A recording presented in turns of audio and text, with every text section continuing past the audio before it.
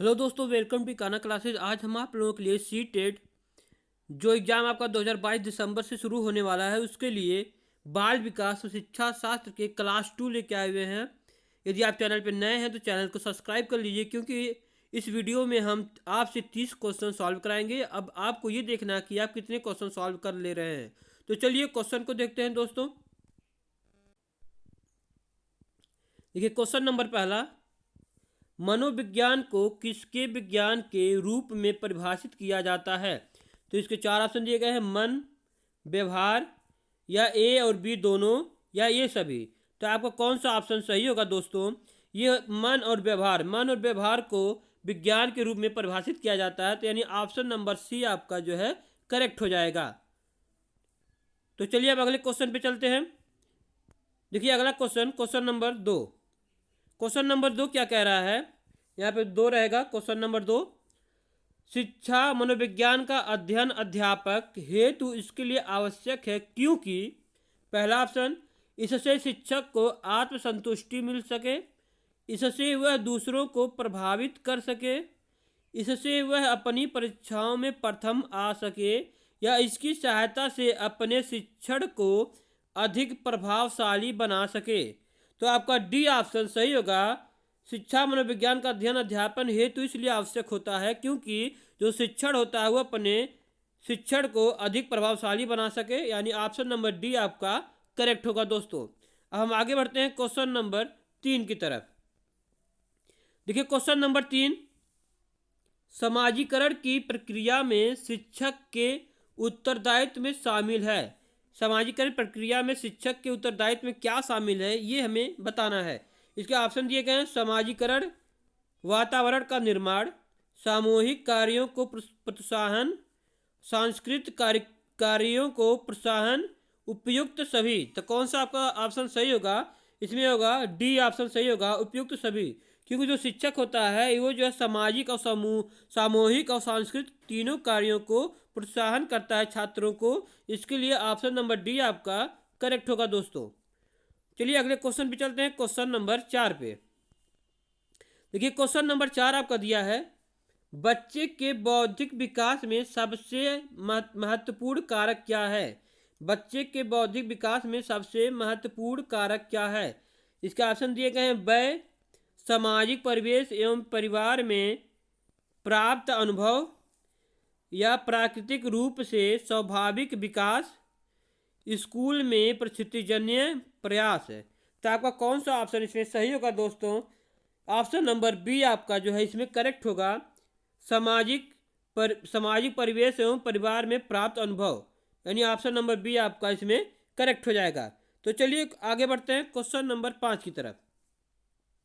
देखिए question number 5, मौखिक प्रतिवेदन तैयार किया गया था। मौखिक प्रतिवेदन किस मनोवैज्ञानिक ने तैयार किया था ये हमें बताना है। तो ये जो है वाटसन द्वारा, ऑप्शन नंबर बी आपका करेक्ट होगा। वाटसन द्वारा जो है मौखिक प्रतिवेदन तैयार किया गया था। तो आपका ऑप्शन नंबर बी जो है करेक्ट हो जाएगा। अब हम आगे बढ़ते हैं क्वेश्चन नंबर 6 की तरफ। क्वेश्चन नंबर 6, सीखने की प्रक्रिया में बच्चों को शैक्षिक कार्य कराने के लिए सबसे कठिन कठिनाई किस बात की होती है? अक्षरों को पहचानने की, अक्षरों का उच्चारण करने की, अक्षरों को पढ़ने की, या अक्षरों को पहचान कर लिखने की। तो इसका ऑप्शन डी सही होगा। बच्चों को जो सीखने में जो कठिनाई आती है वह जो है अक्षरों को पहचान कर लिखने की आती है, यानी ऑप्शन नंबर डी हमारा करेक्ट हो जाएगा। तो चलिए हम आगे बढ़ते हैं अब क्वेश्चन नंबर 7 की तरफ। देखिए क्वेश्चन नंबर 7 कह रहा है, मनोविज्ञान प्रवृत्ति की विशेषताओं में सम्मिलित है बाल मनोविज्ञान पर बल, बालक के व्यक्तित्व का आदर, व्यक्तित्व विभिन्नता के सिद्धांत पर, या उपयुक्त सभी। तो इसमें जो है आपका डी ऑप्शन करेक्ट होगा, उपयुक्त सभी। जो मनोविज्ञान प्रवृत्ति है वे जो है मनोविज्ञान पर बल, ये भी सही है। विज्ञान के व्यक्तित्व का आदर, ये भी करेक्ट है। और व्यक्तित्व विभिन्नता के सिद्धांत पर बल, ये भी सही है। इसलिए आपका जो है डी ऑप्शन जो है करेक्ट हो जाएगा, ये सभी। अब हम आगे बढ़ते हैं क्वेश्चन नंबर 8 की तरफ। देखिए क्वेश्चन नंबर 8 कह रहा है, बाल्यावस्था की मुख्य विशेषताओं में शामिल है। बाल्यावस्था की मुख्य विशेषताओं में क्या शामिल है, ये हमें बताना है। तो ये हो जाएगा पहला ऑप्शन, अधिगम की तीव्रता, अपेक्षाकृत स्थिर विकास प्रक्रिया, यथार्थवादी दृष्टिकोण का प्रादुर्भाव, उपयुक्त सभी। तो इसमें दोस्तों आपका क्या सही होगा, उपयुक्त सभी। जो बाल्यावस्था होता है उसमें अधिगम की तीव्रता भी होती है, उपेक्षाकृत स्थिर विकास प्रक्रिया भी होता है और यथार्थवादी दृष्टिकोण का प्रादुर्भाव भी होता है। इसलिए आपका जो है डी ऑप्शन जो है करेक्ट हो जाएगा, उपयुक्त सभी। तो चलिए हम आगे बढ़ते हैं। यदि अभी तक आपने चैनल को सब्सक्राइब नहीं किया है तो चैनल को सब्सक्राइब कर लीजिए। अब चलते हैं क्वेश्चन नंबर 9 की तरफ। देखिए क्वेश्चन नंबर 9 कह रहा है, कक्षा के मनोवैज्ञानिक वातावरण की जिम्मेदारी मुख्यतः किसकी होती है? कक्षा शिक्षक की, समुदाय की, प्राचार्य की या विद्यार्थीगण की? तो इसमें आप बताइए दोस्तों, इसमें कौन सा ऑप्शन सही होगा? जो कक्षा के मनोवैज्ञानिक वातावरण की जिम्मेदारी होती है वह जो है कक्षा शिक्षक की होती है। ऑप्शन नंबर ए आपका जो है करेक्ट हो जाएगा। अब हम आगे बढ़ते हैं क्वेश्चन नंबर 10 की तरफ। देखिए क्वेश्चन नंबर 10, व्यवहारवाद की स्थापना की थी, यानी व्यवहारवाद की स्थापना किस मनोवैज्ञानिक ने किया था? तो ये जो है आपका हो जाएगा वाटसन। वाटसन मनोवैज्ञानिक ने व्यवहारवाद की स्थापना किया था, यानी ऑप्शन नंबर ए आपका करेक्ट होगा। अब हम आगे बढ़ते हैं क्वेश्चन नंबर 11 की तरफ। देखिए क्वेश्चन नंबर 11, मनोवैज्ञानिक जिसने बालकों के साथ फोबिया पर कार्य किया, वे कौन मनोवैज्ञानिक थे जिन्होंने बालकों के साथ फोबिया पर कार्य किया है? तो ये आपका ऑप्शन नंबर ए करेक्ट होगा। वे जो हो जाएंगे वाटसन। वाटसन जो है ये वाटसन जो वैज्ञानिक है इन्होंने बालकों के फोबिया पर कार्य किया था, इसलिए ऑप्शन ए जो है आपका करेक्ट हो जाएगा। अब हम आगे बढ़ते हैं क्वेश्चन नंबर 12 की तरफ। ये क्वेश्चन नंबर 12 कह रहा है, एक बच्चे की शिक्षा कहाँ से शुरू हो सकती है? एक बच्चे की शिक्षा जो है कहाँ से शुरू हो सकती है? तो ये आपका हो जाएगा ऑप्शन नंबर पहला, नर्सरी कक्षा से शुरू होकर जीवन प्रयत्न होती है, कक्षा प्रथम से शुरू होकर जीवन प्रयत्न होती है, या जन्म से जीवन प्रयत्न होती है, या इनमें से कोई नहीं। तो दोस्तों आप लोगों को पता होगा शिक्षा जो है जन्म से लेके जब तक इंसान की मृत्यु नहीं हो जाती है तब तक वह किसी भी रूप में हमेशा कुछ न कुछ सीखता ही रहता है। इसलिए आपका ऑप्शन नंबर सी करेक्ट होगा, जीवन से लेके जीवन प्रयत्न तक होती है, यानी ऑप्शन नंबर सी आपका करेक्ट हो जाएगा दोस्तों। अब हम आगे बढ़ते हैं क्वेश्चन नंबर 13 की तरफ। देखिए क्वेश्चन नंबर 13 दिया है, शिक्षण का प्रथम चरण है, शिक्षण का प्रथम चरण क्या होगा? तो शिक्षण का जो प्रथम चरण होता है वो जो है पहले से योजना बनाना। शिक्षण जो भी यदि पढ़ाने जाता है तो वो पहले से योजना बना लेता है कि हमें क्या पढ़ाना है, किस बेसिक पे हमें बच्चों को बताना है। तो वो शिक्षण जो होता है वो अपने पहले योजना बना लेता है। तो आपका ऑप्शन नंबर ए इसमें करेक्ट हो जाएगा। अब हम आगे बढ़ते हैं क्वेश्चन नंबर 14 की तरफ। देखिए क्वेश्चन नंबर 14 है, आदर्शवाद की मुख्य शिक्षण विधि है। आदर्शवाद की मुख्य शिक्षण विधि है क्रिया विधि, अनुभव विधि, प्रश्नोत्तर व वाद विवाद, या प्रोजेक्ट। तो आपका इसमें ऑप्शन नंबर सी करेक्ट होगा, प्रश्नोत्तर व वाद विवाद। ऑप्शन नंबर सी हमारा करेक्ट हो जाएगा। अब हम आगे बढ़ते हैं क्वेश्चन नंबर 15 की तरफ। देखिए क्वेश्चन नंबर 15 कह रहा है, त्रिभाषा सूत्र संबंधित है, यानी त्रिभाषा जो सूत्र है वे किससे संबंधित है? पहला ऑप्शन, स्कूल स्तर पर 3 भाषाओं का शिक्षण दिया जाए, बी प्रत्येक अध्यापक 3 भाषाओं में पढ़ाई, सी सरकारी कामकाज 3 भाषाओं में किया जाए, डी ऑप्शन परीक्षा 3 भाषाओं में आयोजित किया जाए। तो आपका ऑप्शन नंबर ए जो है करेक्ट हो जाएगा, स्कूल स्तर पर 3 भाषाओं का शिक्षण दिया जाए। ऑप्शन नंबर ए आपका सही होगा दोस्तों। अब हम आगे बढ़ते हैं क्वेश्चन नंबर 16 की तरफ। देखिए क्वेश्चन नंबर 16, यदि कोई छात्र विषय विशेष के पढ़ने में अरुचि का प्रदर्शन करे तो शिक्षक को निम्नलिखित उपाय करनी चाहिए। अरुचि का मतलब होता है कि उसका मन पढ़ाई में ना लग रहा हो, तो शिक्षक को क्या उपाय करना चाहिए ये हमें बताइए। ऑप्शन नंबर पहला, उसके गृह कार्य में कटौती, बी ऑप्शन प्राचार्य से शिकायत, सी वास्तविक कारण की खोज और डी ऑप्शन नवीन शिक्षण कार्य प्रदान करें। तो आपका इसमें सी ऑप्शन करेक्ट होगा, वास्तविक कारण की खोज कीजिए कि बच्चा क्यों उसका पढ़ने मन नहीं लग रहा है, क्या कारण है। तो आपका सी ऑप्शन इसमें करेक्ट हो जाएगा। तो हम अब आगे बढ़ते हैं क्वेश्चन नंबर 17 की तरफ। क्वेश्चन नंबर 17, वंशक्रम सिद्धांत के प्रतिपादक हैं। वंशक्रम सिद्धांत के प्रतिपादक कौन वैज्ञानिक मनोवैज्ञानिक है, ये हमें बताना है। यदि अभी तक आपने चैनल को सब्सक्राइब और लाइक नहीं किया है तो कर दीजिए, क्योंकि इस बार हम आपको सीटेट में 30 नंबर लाने के लिए प्रयास कर रहे हैं। देखिए इसके 4 ऑप्शन दिए गए हैं, गाल्टन, बिजमैन, मेंडल, सोरेनन। तो आपका ऑप्शन नंबर सी आपका करेक्ट हो जाएगा। मेंडल जो है वंशक्रम सिद्धांत के प्रतिपादक हैं। ऑप्शन नंबर सी हमारा करेक्ट होगा दोस्तों। अब हम आगे बढ़ते हैं क्वेश्चन नंबर 18 की तरफ।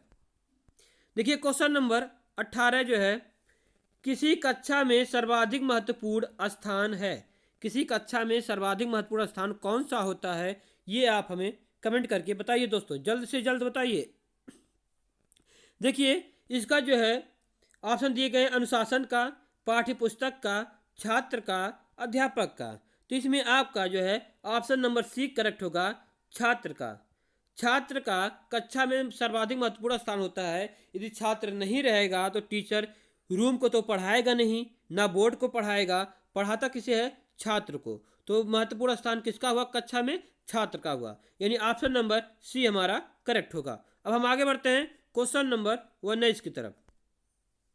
मूल्यांकन का सबसे अच्छा रूप है। मूल्यांकन का सबसे अच्छा रूप क्या है, साप्ताहिक मूल्यांकन, सतत मूल्यांकन, व्यापक मूल्यांकन या सतत एवं व्यापक मूल्यांकन। तो आपका ऑप्शन नंबर डी करेक्ट होगा, सतत एवं व्यापक मूल्यांकन जो है मूल्यांकन का सबसे अच्छा रूप होता है, इसलिए आपका ऑप्शन नंबर डी जो है करेक्ट होगा। अब हम आगे बढ़ते हैं क्वेश्चन नंबर 20 की तरफ।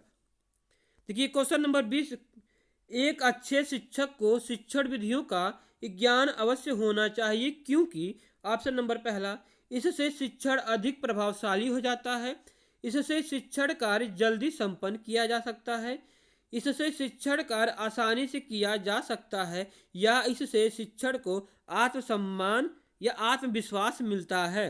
तो इसमें कौन सा आपका ऑप्शन सही होगा, तो ऑप्शन नंबर ए जो है करेक्ट हो जाएगा हमारा, इससे शिक्षण अधिक प्रभावशाली होता है, इसलिए ऑप्शन नंबर ए हमारा करेक्ट होगा दोस्तों। अब हम आगे बढ़ते हैं क्वेश्चन नंबर 21 की तरफ।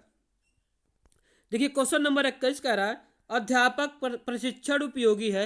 अध्यापक प्रशिक्षण उपयोगी है क्योंकि इससे, ऑप्शन इसके दिए गए हैं, शिक्षण के सिद्धांतों का ज्ञान मिलता है, या शिक्षण कौशलों का बोध होता है, या शिक्षण प्रक्रिया को एक दिशा मिलती है, या प्रोन्नत के अवसर प्राप्त होते हैं। तो आपका इसमें से कौन सा ऑप्शन सही होगा, या ऑप्शन नंबर 20 में करेक्ट हो जाएगा, शिक्षण कौशल का बोध होता है, ऑप्शन नंबर बी हमारा सही होगा।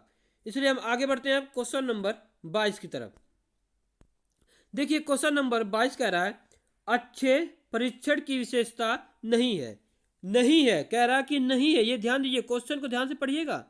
अच्छे परीक्षण की विशेषता नहीं है।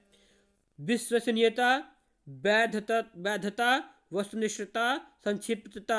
ऑप्शन नंबर सी आपका करेक्ट हो जाएगा, संक्षिप्तता। ये जो है अच्छे परीक्षण की विशेषता नहीं मानी जाती है, इसलिए आपका ऑप्शन नंबर सी जो है करेक्ट होगा।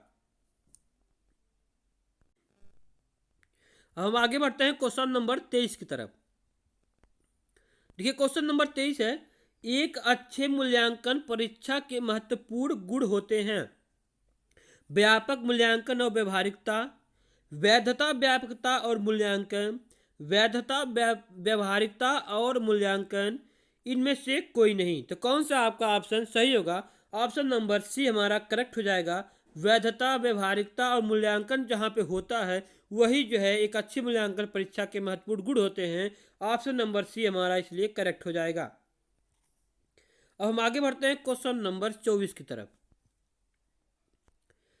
शैक्षिक पाठ्यक्रम प्रेरित होना चाहिए। शैक्षिक जो पाठ्यक्रम होता है कुछ चीज से प्रेरित होना चाहिए, ये आप बताइए। ऑप्शन नंबर पहला, आदर्श से, सत्य से, धर्म से या प्रयोजन से। तो आपका कौन सा ऑप्शन इसमें सही होगा? तो आपका ऑप्शन नंबर डी जो है करेक्ट हो जाएगा। परियोजना द्वारा शैक्षिक पाठ्यक्रम प्रेरित होना चाहिए, तो आपका डी ऑप्शन इसमें करेक्ट होगा। अब आगे बढ़ते हैं क्वेश्चन नंबर 25। यदि कोई परीक्षण विभिन्न अवसरों पर समान परिणाम देता है तो यह कहलाता है, क्या कहलाएगा ये हमें बताना है। वैध परीक्षण, अध्यापक निर्मित परीक्षण, विश्वसनीय परीक्षण या उपरोक्त में कोई नहीं। तो आपका कौन सा ऑप्शन सही होगा? ए ऑप्शन करेक्ट होगा, वैध परीक्षण। अब हम आगे बढ़ते हैं क्वेश्चन नंबर 26 की तरफ। शिक्षा त्रिस्तंभीय प्रक्रिया मानी जाती है जिसके दो स्तंभ है, पहला अध्यापक और दूसरा छात्र। तो तीसरी स्तंभ क्या होगी यह हमें ज्ञात करना है। पाठ्यचर्या, शिक्षण तकनीकी, पर्यावरण या प्रशासन। तो इसका कौन सा ऑप्शन सही होगा? इसका ऑप्शन नंबर ए जो है सही होगा, पाठ्यचर्या। जो शिक्षा त्रिस्तंभी प्रक्रिया मानी जाती है इसमें 3 लोगों का बहुत ही महत्वपूर्ण योगदान होता है। पहला हो गया अध्यापक, दूसरा हो गया छात्र और जो तीसरा है वो हो जाता है पाठ्यचर्या। तो इसलिए आपका ऑप्शन नंबर ए जो है करेक्ट होगा। अब हम आगे बढ़ते हैं क्वेश्चन नंबर 27। प्रश्न पत्र का सही स्वरूप क्या है? पहले आसान और बाद में कठिन प्रश्न, कठिन और आसान का अनुपात बराबर, प्रश्न पत्र ऐसा हो कि सभी बच्चे पास हो जाएं, या आसान और कठिन बारी बारी से। तो इसमें कौन सा ऑप्शन सही होगा? ऑप्शन नंबर ए जो है हमारा करेक्ट होगा, पहले आसान और बाद में कठिन प्रश्न। अब हम आगे बढ़ते हैं क्वेश्चन नंबर 28 की तरफ। अध्ययता केंद्रित शिक्षण से आशय है, क्या आशय है यह हमें बताना है। प्रत्येक छात्र की आवश्यकता का ध्यान रखना, छात्रों को मनमानी करने की छूट देना, छात्रों को निःशुल्क शिक्षा देना, शिक्षण में छात्रों को पूर्ण सहयोग लेना। तो इसमें कौन सा आपका ऑप्शन सही होगा? तो ऑप्शन नंबर डी इसमें आपका करेक्ट होगा, शिक्षण में छात्रों को पूर्ण सहयोग लेना। अब क्वेश्चन नंबर 29। शिक्षा सार्थक तभी होगी जब वह पाठ्यक्रम केंद्रित हो, शिक्षक केंद्रित हो, समाज केंद्रित हो या छात्र केंद्रित हो। तो कोई भी शिक्षा सार्थक तभी होता है बच्चों जब वह छात्र केंद्रित होता है। तो आपका ऑप्शन नंबर डी जो है करेक्ट होगा। अब हम आगे बढ़ते हैं क्वेश्चन नंबर 30। वैज्ञानिक अभिवृत्ति रखने वाला छात्र करता है योजनाबद्ध अध्ययन, अच्छी नौकरी प्राप्त करने का प्रयास, विवेकपूर्ण चिंतन, साहसी होता है। तो ये तीनों ऑप्शन आपके गलत हो जाएंगे। ऑप्शन नंबर सी आपका सही होगा, विवेकपूर्ण चिंतन। तो दोस्तों हमें कमेंट करके जरूर बताइएगा कि आपको ये सभी क्वेश्चन कैसा लगा और आप कितने क्वेश्चन सही किए हैं, ये हमें कमेंट करके जरूर बताइएगा। यदि अभी तक आपने चैनल को सब्सक्राइब नहीं किया है तो चैनल को सब्सक्राइब कर लीजिए। अब हम मिलते हैं आपसे अगली वीडियो में, तब तक के लिए दोस्तों जय हिंद दोस्तों।